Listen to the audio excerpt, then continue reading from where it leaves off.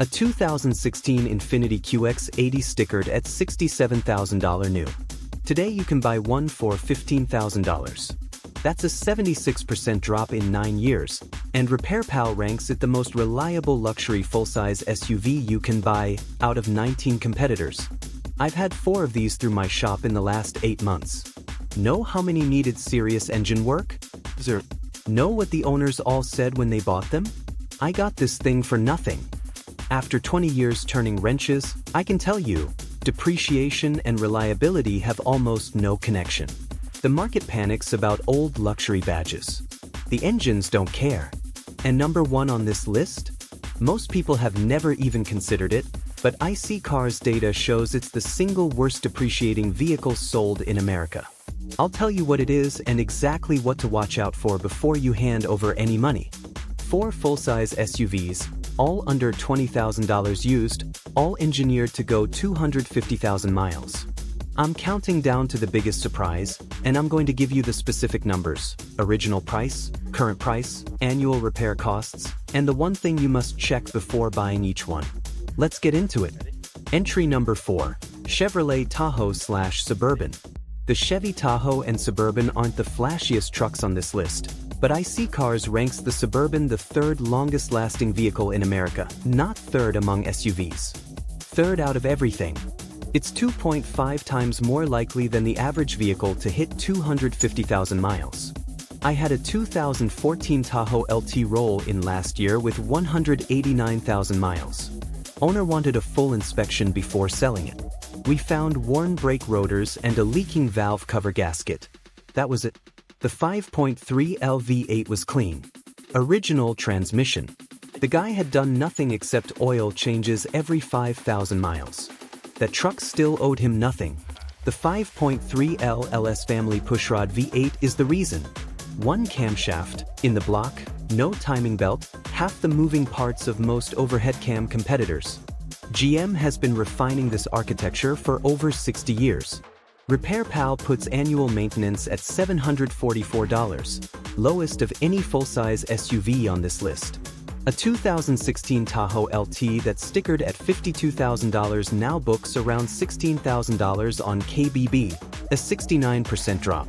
The one failure that costs real money is the active fuel management lifter system. If the lifters collapse, and roughly 10% of owners see this, you're looking at $2,000 to $5,500. You'll hear it before it gets catastrophic, a cold start tick that doesn't go away after 60 seconds. Before you buy any 2007 to 2021 Tahoe or Suburban, warm the engine completely, then listen for that tick at idle. If it's there, negotiate the repair cost into the price or walk.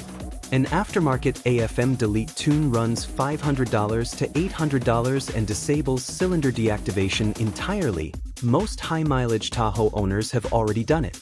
The Tahoe is the truck America runs its police departments and government fleets on. When it's cheap and clean, it's one of the most straightforward used purchases you can make. That's the safe pick. Now here's the one that surprises people, because on paper it looks scary. Entry number 3. Ford Expedition.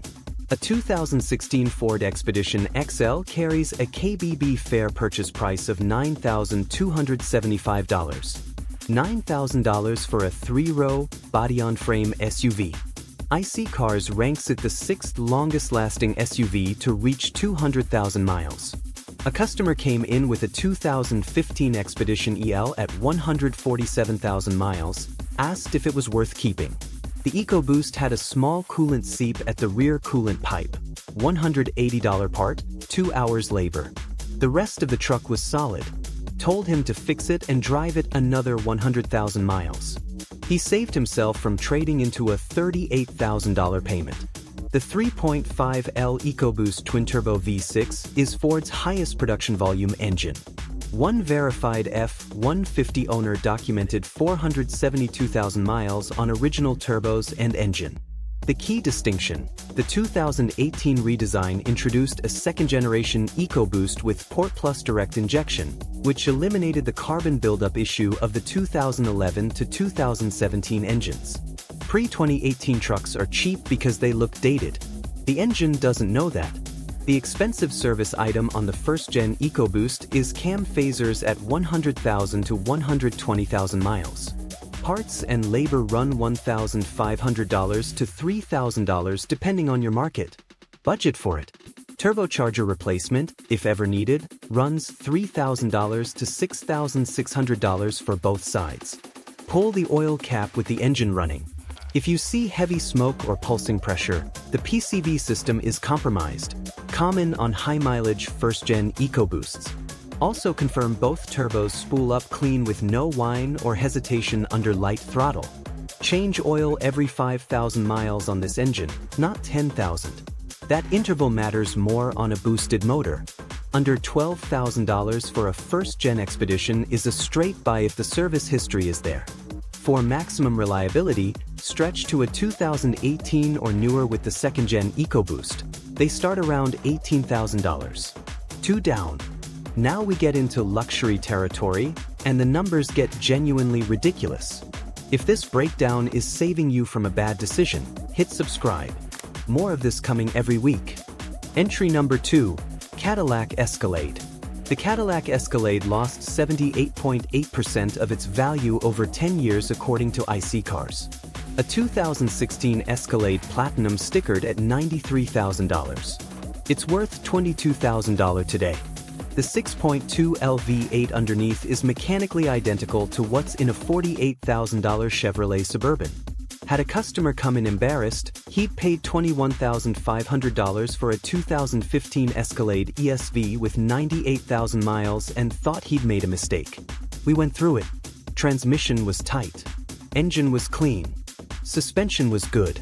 The only thing it needed was fresh spark plugs and a differential service that the previous owner had skipped. Total, $680. He drove out relieved. The 6.2 LL86 V8 shares its architecture with GM's truck small block platform. The same family iSeeCars credits for the Suburban being the third longest lasting vehicle in America. It's a pushrod V8 with a timing chain, not a belt.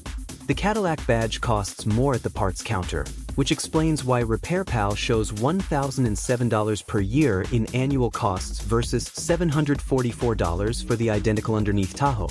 Same AFM lifter risk as the Tahoe, $2,000 to $5,500 for a lifter job.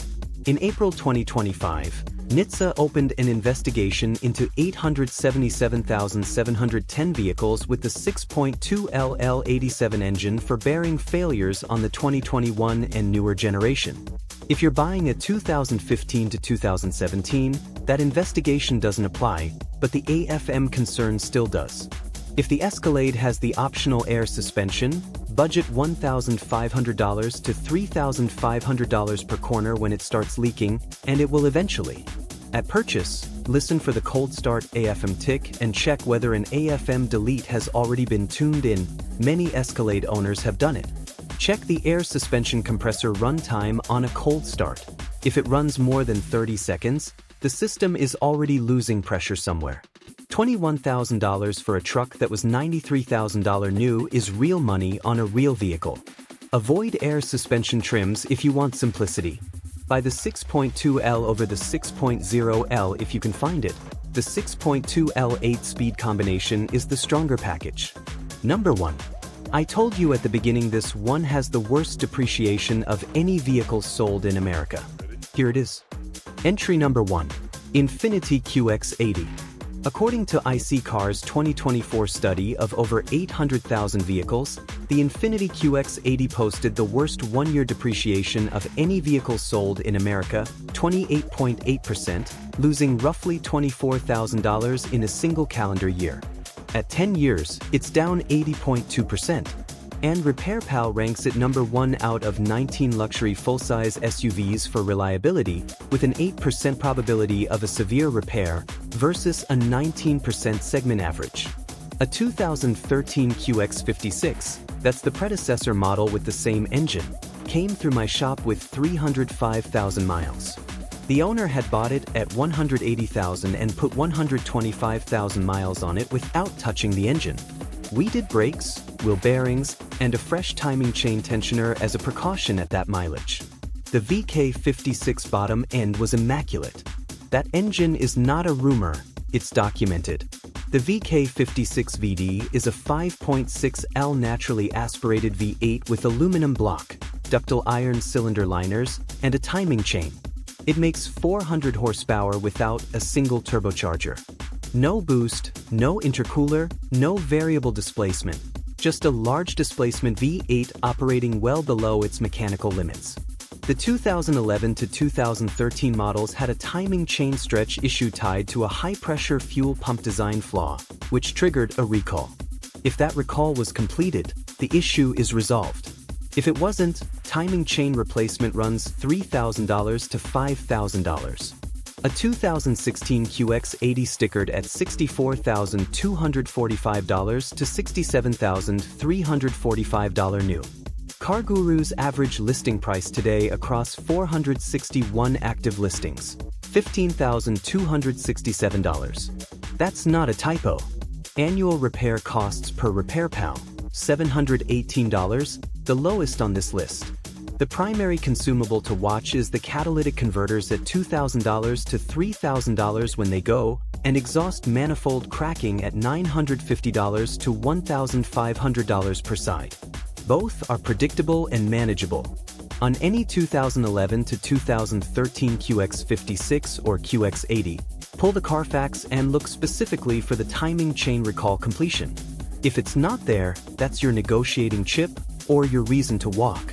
On 2014 and newer, the timing components were updated and this concern is largely eliminated.